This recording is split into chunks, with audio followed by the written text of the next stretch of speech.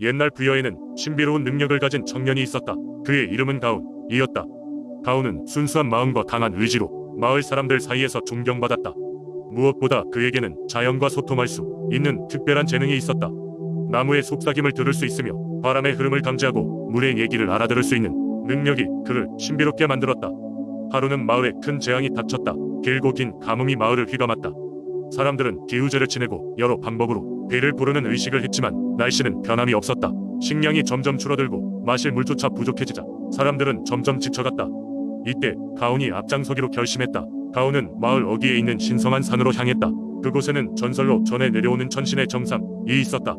신이 하늘에서 내려와 이곳에서 땅을 돌본다는 이야기가 전해져 내려왔고 산 정상에 오르면 하늘과 연결될 수 있다는 전설이 있었다. 오랜 시간 동안 아무도 그 정상에 오른 적이 없었지만 가온은 그곳으로 가게 되었다. 산을 오르는 길은 험난했다. 날카로운 바위와 급경사로 인해 쉽게 포기할 법도 했으나 가온은 포기하지 않았다. 그는 산을 오르며 자연의 소리를 들었고 숲의 요정들과 대화를 나눴다. 그들은 가온에게 길을 인도해주고 지혜로운 조언을 건네기도 했다. 드디어 가온이 산 정상에 도착했을 때 그는 깜짝 놀랐다. 그곳에는 찬란한 빛이 흘러내리고 있었고 중앙에는 거대한 비석이 세워져 있었다. 비석에는 하늘과 땅을 연결하는 신의 문이라는 글귀가 새겨져 있었다. 그의 앞에 놓인 것은 바로 하늘로 이어지는 길이었다. 가온은 용기를 내어 비석에 손을 얹고 진정한 마음으로 하늘에 간절히 빌었다. 저희 마을을 구원해 주십시오. 비가 내리게 해 주십시오.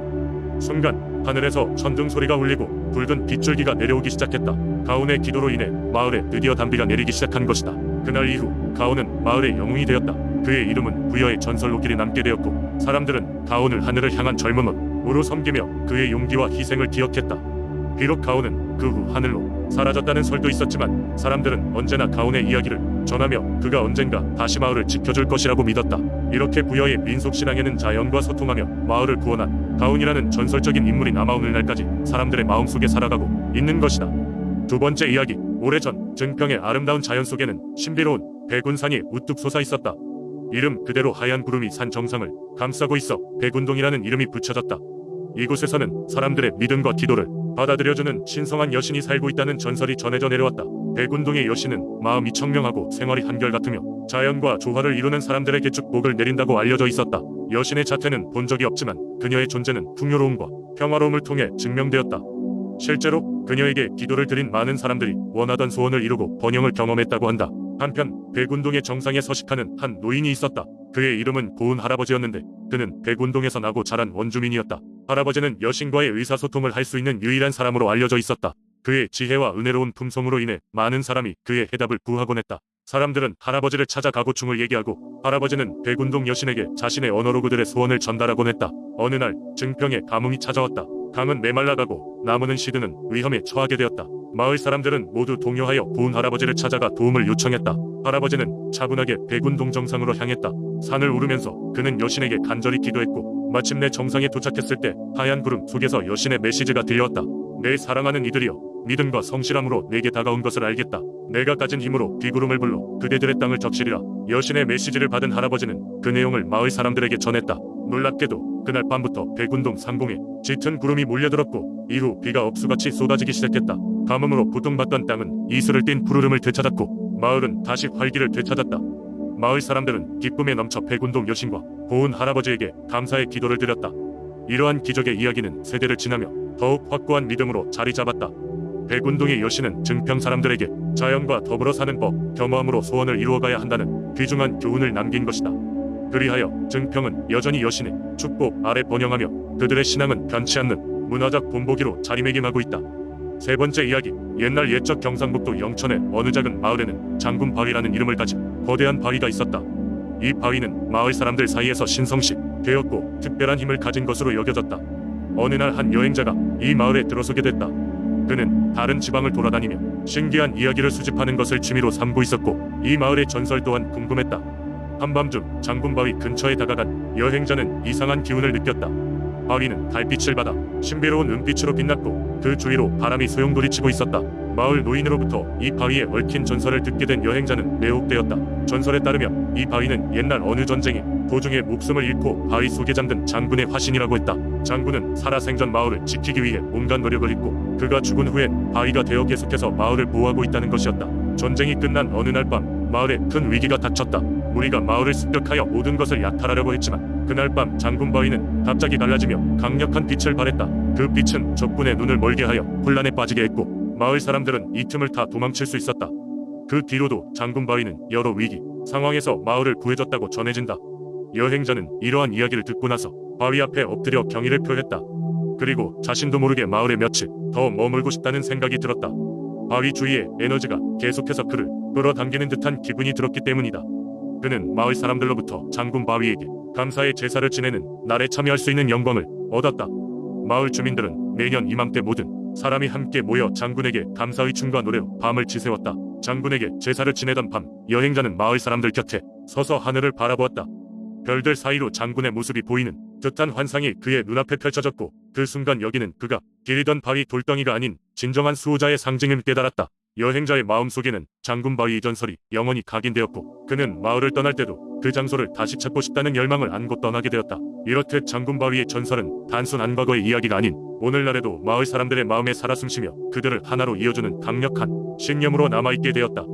긴 시간이 흘러도 마을을 찾는 이들은 이 전설을 들으며 장군 바위 앞에서 손을 모아 경의를 표하는 것이 이 마을이 오래된 관례로 자리 잡았다. 네 번째 이야기. 옛날 옛적 한국의 남해안에 위치한 진도라는 작은 섬마을에는 바다 위수호신이라 불리는 할머니가 있었다. 이 할머니는 신이었지만 마을 사람들에게는 마치 친근한 이웃처럼 다정하게 다가갔다. 그녀는 언제나 바닷가 언덕에서 마을을 내려다보며 사람들과 자연을 보호하곤 했다. 할머니는 특히 어부들에게는 없어서는 안 될 존재였다.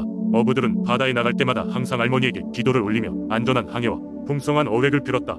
이러한 믿음은 진도 사람들에게 깊게 뿌리내렸고 할머니는 마을의 정신적인 지도자가 되었다. 어느 해 마을에 큰 태풍이 찾아왔다. 마을 사람들은 공포에 휩싸였고 어부들은 바닷가에 나갈 엄두조차 내지 못했다. 그러나 할머니는 태평하게 말했다. 두려워하지 마라. 바다는 나의 영역이다. 내가 너희를 지켜줄 것이다. 그녀의 든든한 목소리에 마을 사람들은 마음의 안정을 되찾을 수 있었다. 할머니는 폭풍우가 몰아치는 동안에도 바닷가에 서서 황망히 춤을 추며 주문을 외웠다. 그러자 신기한 일이 벌어졌다. 무섭게 몰아치던 파도가 점차 잔잔해지기 시작한 것이다. 마을 사람들은 충격화된 할머니의 힘에 감탄하며 그녀를 더욱 존경하게 되었다. 태풍이 지나간 후 할머니는 마을 사람들에게 이렇게 말했다. 자연은 우리의 친구다. 우리가 자연을 존중하고 사랑하면 자연도 우리를 보호해줄 것이다. 이러한 말은 마을 사람들에게 큰 교훈을 주었고 이후로도 사람들은 자연과 의조화를 중시하게 되었다. 마을 사람들은 할머니에게 고마움을 표하기 위해 매년 큰 제사를 열어 그녀에게 감사의 마음을 전했다. 제사에서는 전통춤과 노래가 이어졌으며 이때 할머니는 언제나 환한 미소로 마을 사람들을 내려다보며 축복을 내렸다. 그녀는 마을 사람들 사이에서 단순한 수호신을 넘어 사랑과 조화의 상징으로 자리 잡았다. 할머니의 이야기는 세월이 지나도 전해 내려오며 사람들에게 자연과 의조화로 삶을 일깨워주는 지혜로 남아있다. 이렇게 진도의 할머니는 바다와 사람을 이어주는 다리 역할을 하며 한 세기를 넘도록 전설로 자리 잡았다.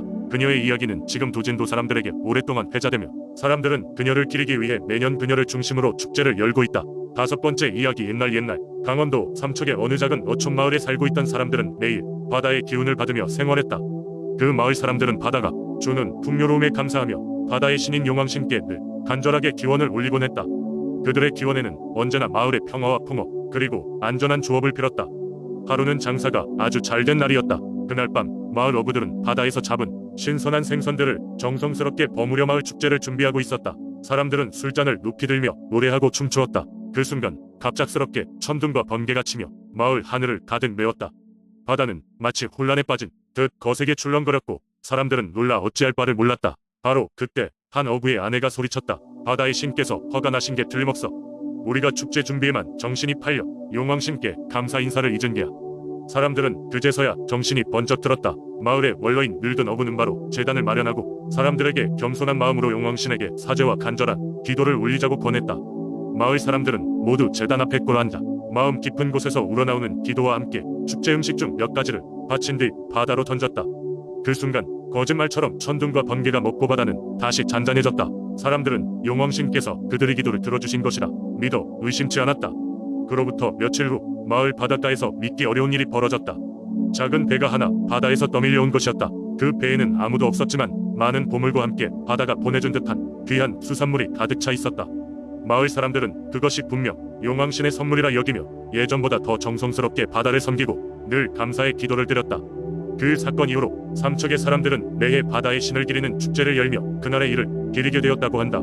그들에게 바다는 단지 생계이 터전일 뿐 아니라 신비로운 존재와 연결된 신성한 장소로 존중받았다.